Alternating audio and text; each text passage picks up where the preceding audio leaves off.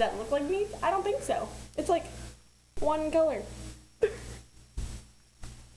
Okay, so this is Haley looking through our fridge. Doesn't taste like meat. Tastes okay, but not like meat. It's not meat. It's bologna. It smells weird.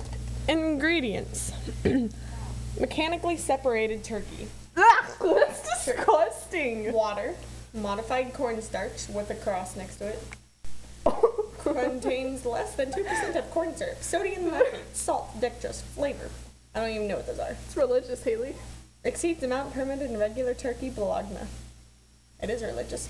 It's Jewish bologna. The bologna's Jewish, and if you didn't know, I'm a vegetarian, so that just looks disgusting anyways. I win. I win.